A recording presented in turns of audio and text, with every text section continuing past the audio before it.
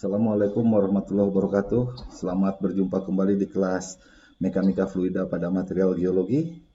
Kuliah ini diampu oleh saya, Agus Ramdan, dan juga oleh Profesor Lambo Putasoid. Topik yang akan kita diskusikan pada minggu ini adalah bagaimana kita mencari solusi persamaan diferensial dari aliran air tanah. Persamaan diferensial dari aliran air tanah sendiri itu telah kita diskusikan pada minggu sebelumnya ya. Jadi kalau saya review sedikit, ini kuliah di minggu sebelumnya, kita sudah mendiskusikan mengenai bagaimana mendevelop governing equation aliran air tanah pada media berpori. Jadi kalau saudara masih ingat, saudara bisa lihat lagi video saya sebelumnya. Jadi kita mendiskusikan mengenai persamaan diferensial aliran air tanah pada kondisi steady state, dan ujung-ujungnya kita menghasilkan persamaan Laplace ya, untuk kondisi yang homogeneous dan isotropis.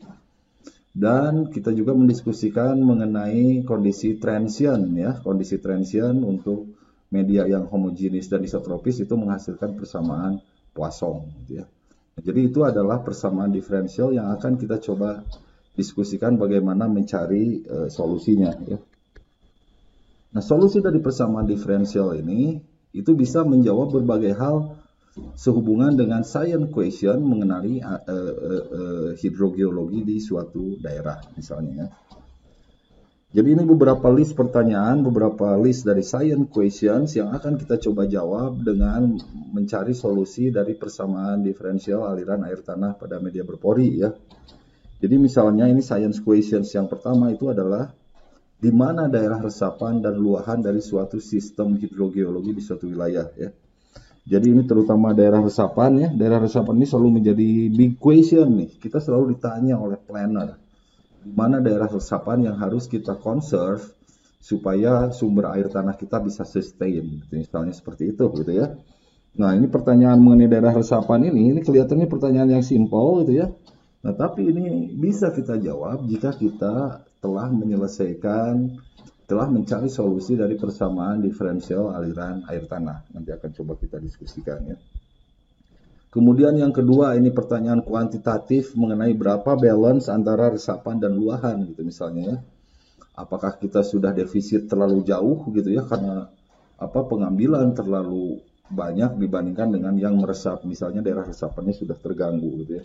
Kembali lagi pertanyaan itu bisa kita jawab jika kita bisa mencari solusi dari persamaan diferensial aliran air tanah, governing equation ya. Makanya namanya juga governing, itu to govern ya, pemerintahan. Jadi itu persamaan diferensial yang kemarin itu bisa kita sebut sebagai pemerintahan air tanah ya, seperti itu. Nah, kemudian nih science question yang lain misalnya ya, jika air tanah kita ambil itu pasti akan terjadi penurunan tanah. Tapi ingat bahwa penurunan tanah itu pengambilan air tanah itu bukan satu-satunya penyebab penurunan tanah. Tapi kalau air tanah kita ambil, tanah pasti turun gitu ya, seperti itu. Kayak gitu.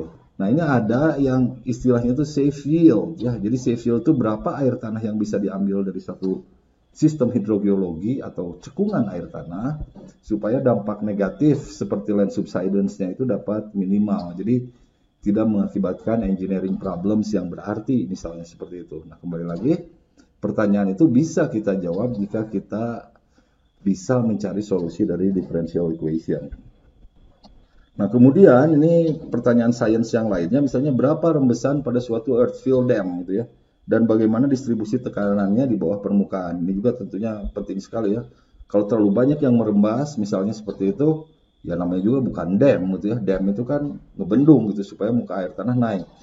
Muka air naik, maaf. Kalau yang merembasnya terlalu banyak, ya itu gagal kita membendung gitu ya, misalnya seperti itu.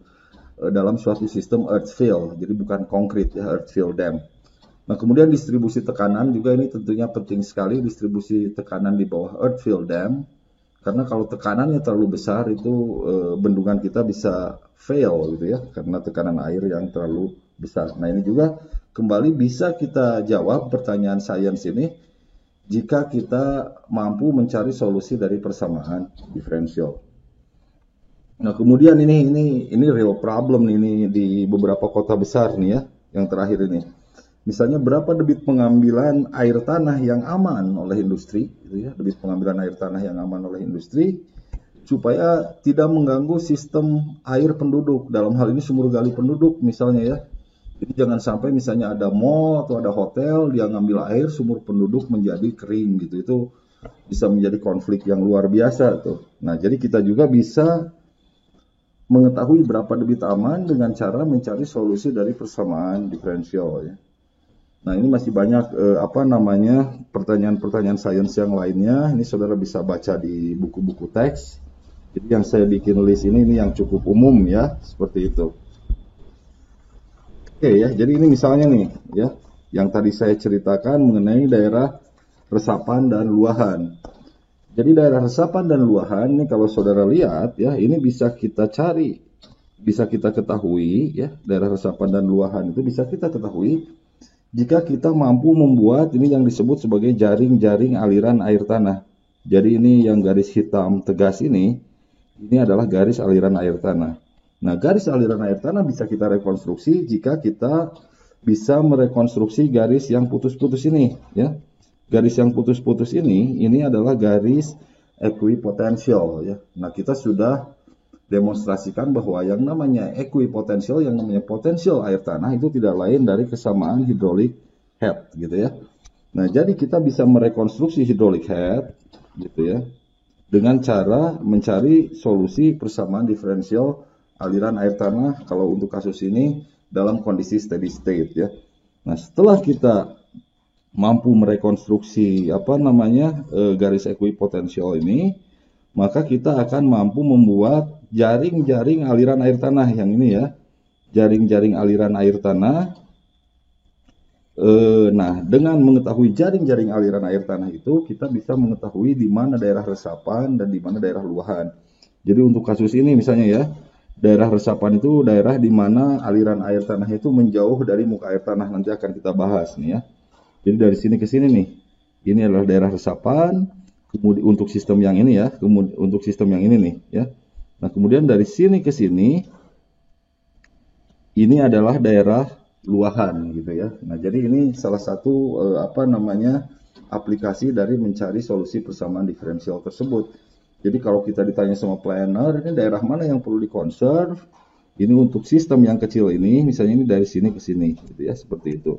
Untuk sistem yang ini juga sama dari sini ke sini dan seterusnya gitu ya untuk yang lainnya. Nah, jadi itu yang pertama, itu nanti kita akan coba diskusikan bagaimana merekonstruksi jaring-jaring aliran ini dengan cara mencari solusi dari persamaan diferensial ya, seperti itu. Oke ya. Nah, ini kemudian ini science questions yang kedua yang tadi saya ceritakan itu gitu ya. Ini bagaimana kita mencari ini ya, dalam kasus ini bagaimana kita menghitung berapa jumlah air tanah yang masuk, recharge ya. Nah, ini recharge-nya misalnya QA itu 2,8 kali 10 pangkat minus 3 meter kubik per second gitu ya. Oh, ini ini betul, ini adalah daerah recharge ya, seperti itu. Nah, kemudian ini di sini ada discharge sebesar QB ya, untuk daerah yang ini QB sebesar 2 kali 10 pangkat minus 4 meter kubik per second. Jadi ada tambahan dari kalau air tanah mengalir dari sini ke sini gitu ya. Dari sini ke sini yang masuk 2 kali 10 pangkat minus 4 meter kubik per second. Di sini dia bertambah nih, seperti itu ya. Jadi 2,8 kali 10 pangkat 3 meter kubik per second nih, seperti ini. Nah, kemudian kita bisa mengetahui berapa yang keluarnya. Nah, kemudian kita bisa bandingkan yang masuk ini dibanding yang keluar ini seperti apa gitu ya. Tentunya kita selalu ingin balance sehingga air tanah itu bisa sustain. Kasus ini bisa kita jawab juga jika kita mampu mencari solusi dari persamaan diferensial ya, seperti itu. Oke, kemudian yang tadi itu mengenai mengenai bendungan ya. Maaf. Jadi mengenai bendungan,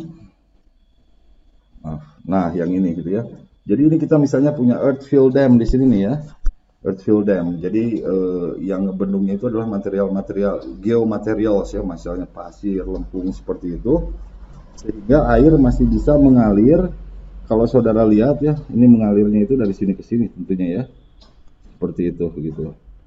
Nah, tapi ini dalam kasus ini air kita biarkan mengalir, air tanah sebagian kita biarkan sebagian mengalir nih kalau saudara lihat nih ya di bawah sini. Ini kembali lagi ini adalah aliran airnya. Jadi air saudara biarkan mengalir. Nah, tapi yang mengalir itu misalnya untuk tube yang ini gitu ya. Untuk tube yang ini yang mengalir itu tidak boleh terlalu besar. Kalau terlalu besar ya tidak ngebendung nih. Ini mungkin drop di sini nih ya yang ini. Muka air bendungannya. Nah, kita tidak ingin, misalnya kita ingin muka airnya di sini, tertinggi gitu ya, seperti itu. Nah, jadi kita bisa menghitung berapa banyak air yang merembes, kemudian kita juga bisa menghitung berapa tekanan di dasar dari bendungan ini gitu ya. Nah, tekanan di sini ini kita perlu nih. Atau tekanan di dinding ini kita perlu nih supaya apa? Supaya bendungan ini tidak ambrol tentunya ya, seperti itu. Jadi, nah ini juga salah satu keuntungan earth fill. Jadi karena air sebagian mengalir, jadi tekanannya tidak terlalu besar.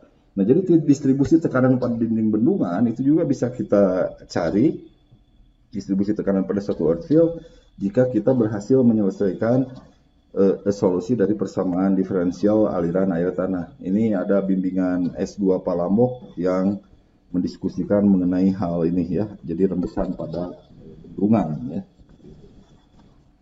Oke, nah ini kemudian contoh yang berikutnya nih ya. Jadi ini penurunan muka air tanah akibat pemompaan ya. Jika misalnya kita punya sumur di sini, ini sumur 1, katakan seperti itu ya. Jadi ini sumur 1 kita, kemudian ini sumur 2 di sini ya. Kalau kita pompa airnya ya dengan debit Q1 di sini debitnya Q2, muka air tanah tentunya akan turun dari awalnya ini T0 itu ini ya. Ini adalah T0. Kemudian setelah kita pompa, muka air tanah akan turun ini pada saat T1. Nih maaf sebentar ya. Ini pada saat T1 nih yang ini ya. T1 gitu seperti itu turun. Kemudian ini pada saat T2 mungkin. Jadi akan turun seiring dengan waktu. Kalau saudara masih ingat yang muka air tanahnya turun seiring dengan waktu itu adalah pada kondisi transient gitu ya.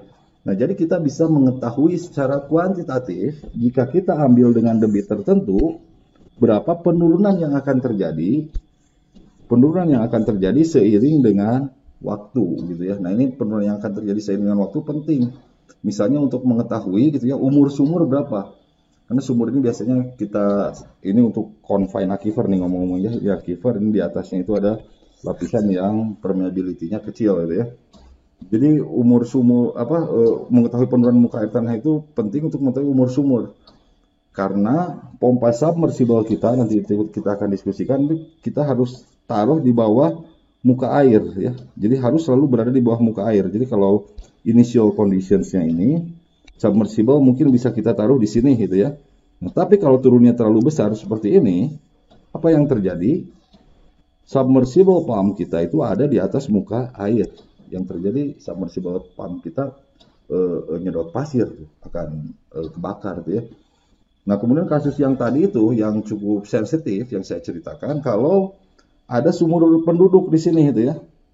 Kalau ada sumur penduduk di sini, misalnya di daerah sini ada sumur penduduk, kita harus pertahankan bahwa sumur penduduk ini tidak kering akibat pemompaan yang ini gitu ya.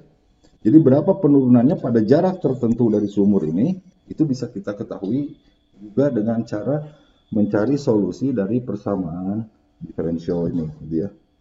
Oke, jadi itu beberapa introduction dulu dari kegunaan kita mencari solusi persamaan diferensial ya, aliran air tanah pada media berporik tentunya dalam kasus ini ya. Jadi kita bisa menjawab science question yang tadi saya bikinkan listnya ya. Oke, di segmen berikutnya saya akan coba diskusikan mengenai bagaimana metode untuk mencari solusi dari persamaan diferensial untuk menjawab science question yang saya ceritakan tersebut ya.